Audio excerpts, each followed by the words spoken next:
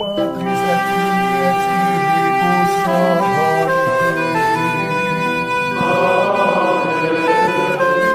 Dominus vobiscum. Sahabat peradaban kasih ekologis yang terkasih, selamat berjumpa dalam renungan harian bersama saya, Romo Alois Budi Purnomo PR, melalui channel ini. Selamat berhari Minggu, semoga panjenengan selalu sehat, tetap semangat tanpa sambat, dan selalu bahagia kebahagiaan yang bersumber dari Tuhan Allah kita. Mari kita awali perjumpaan kita dengan bersatu di dalam doa. Ya Allah, alangkah dalamnya kekayaan, kebijaksanaan, dan pengetahuan-Mu. Sungguh tak terselidiki keputusan-Mu, sungguh tak terselami jalan-jalan-Mu. Sebab siapakah yang mengetahui pikiran-Mu ya Tuhan, Allah kami? Atau siapakah yang pernah menjadi penasihat-Mu? Siapakah yang pernah memberikan sesuatu kepadamu sehingga Engkau wajib menggantinya? Sebab segala sesuatu yang berasal darimu ada karena Engkau dan menuju kepadamu. Bagimulah ya Allah kemuliaan selama-lamanya. Amin. Sahabat peradaban kasih ekologis yang terkasih, mari kita baca Injil Matius bab 16 ayat 13 sampai 20. Sekali peristiwa Yesus tiba di daerah Kaisaria Filipi. Ia bertanya kepada murid-muridnya, kata orang, siapakah anak manusia itu? Jawab mereka, ada yang mengatakan Yohanes Pembaptis, ada juga yang mengatakan Elia, ada pula yang mengatakan Yeremia, atau salah seorang dari para nabi. Lalu Yesus bertanya kepada mereka, tetapi apa katamu, siapakah aku ini? Maka jawab Simon Petrus, engkau adalah Mesias, anak Allah yang hidup. Kata Yesus kepadanya, berbahagialah engkau Simon bin Yunus, sebab bukan manusia yang menyatakan itu kepadamu, melainkan Bapa-Ku yang di surga. Dan aku pun berkata kepadamu, engkaulah Petrus, dan di atas batu karang ini akan kudirikan jemaatku, dan alam maut tidak akan menguasainya.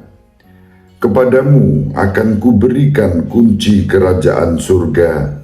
Apa saja yang kau ikat di dunia ini akan terikat di surga, dan apa saja yang kau lepaskan di dunia ini akan terlepas di surga. Lalu Yesus melarang murid-muridnya memberitakan kepada siapapun bahwa dialah Mesias. Demikianlah sabda Tuhan. Terpujilah Kristus. Sahabat peradaban kasih ekologis yang terkasih, berkali-kali kita mendengar Injil ini diwartakan kepada kita, dan salah satu aspek penting yang selalu muncul dalam kesadaran kita berdasarkan teks ini adalah bagaimana Yesus menetapkan Santo Petrus sebagai primus inter pares, sebagai pemimpin di antara para rasul. Bahkan dengan tegas Yesus mengatakan di dalam Injil, engkaulah Petrus, di atas batu karang ini aku akan mendirikan jemaatku.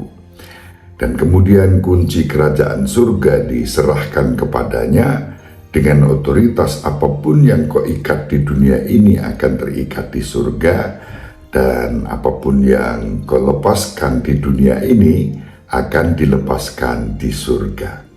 Berdasarkan teks ini kemudian gereja Katolik percaya, mengimani bahwa Yesus menetapkan Petrus sebagai paus yang pertama.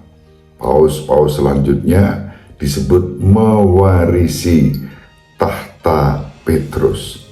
Namun tahta di sini bukan tahta kekuasaan yang sering diperebutkan oleh orang-orang dunia ini, bahkan dengan menghalalkan segala cara saling menyerang satu terhadap yang lain, saling menjatuhkan satu terhadap yang lain.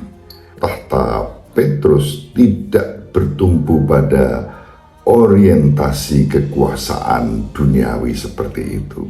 Tahta itu adalah tahta untuk melayani umat, melayani masyarakat. Sahabat peradaban kasih ekologis yang terkasih, dalam tradisi Gereja Katolik, iman ini tak terbantahkan meskipun kawan-kawan kita dari denominasi tertentu itu terus-menerus menyerang kebenaran bahwa Petrus ditetapkan oleh Yesus sebagai paus yang pertama. Kitab suci mengatakan dengan sangat jelas itu yang kita baca pada hari ini, Injil Matius. Sahabat peradaban kasih ekologis yang terkasih, bersama dengan para pengganti Petrus, yaitu paus yang kita taati, kita bersama-sama bergerak melangkah bersama juga bersama Paus Fransiskus yang saat ini melayani sebagai paus untuk kita semua. Bahkan Paus Fransiskus dengan kepeduliannya yang luar biasa, kalau kita membaca statement-statement yang disampaikan di dalam Twitter beliau, bela rasa kepedulian untuk dunia itu sangat luar biasa istimewa. Bela rasa, doa, keprihatinan, kepedulian, doa untuk orang-orang yang menderita, yang terluka, dilakukannya, diserukannya. Termasuk ajaran-ajaran resmi yang disampaikan melalui ensiklik maupun satu himbauan yang ditujukan kepada kita, bahkan kepada banyak orang, tidak hanya orang Katolik, mengajak kita untuk peduli mereka yang lemah, miskin, tersingkir, tertindas, masyarakat adat yang ditindas oleh kekuasaan dan kepentingan-kepentingan ekonomi hingga terjadinya krisis ekologi yang tak kunjung henti. Misalnya dalam ensiklik Laudato Si, Paus dengan sangat jelas mengajak semua orang untuk merawat bumi, rumah bersama, untuk generasi sekarang dan generasi mendatang. Hal yang sama juga diserukan dalam dokumen Abu Dhabi yang ditandatangani bersama Syekh Ahmad Al-Tayeb, Imam Besar Al-Azhar di Kairo. Semua itu menjadi ungkapan-ungkapan bagaimana kepedulian Paus Fransiskus istimewa untuk kita semua, bahkan untuk semua orang. Mewarisi tahta Petrus bukan tahta kekuasaan yang sewenang-wenang, tetapi tahta pelayanan untuk keselamatan semua orang. Ibu Maria selalu mendoakan kita, Bapak Yosef merestui kita dengan keheningannya. Semoga panjenengan semua sahabat peradaban kasih ekologis yang terkasih bersama seluruh anggota keluarga dimanapun berada, dibimbing, dilindungi, dan diberkati oleh Allah yang Maha Kuasa, Bapa dan Putra dan Roh Kudus. Amin. Terima kasih, salam sehat, tetap semangat tanpa sambat, selalu bahagia. Kebahagiaan yang bersumber dari Tuhan Allah kita. Salve, shalom, salam sejahtera, berkah dalam. Sahabat peradaban kasih yang terkasih, sampai jumpa pada episode berikutnya. Terima kasih atas kebersamaan kita. Salam peradaban kasih ekologis, berkah dalam.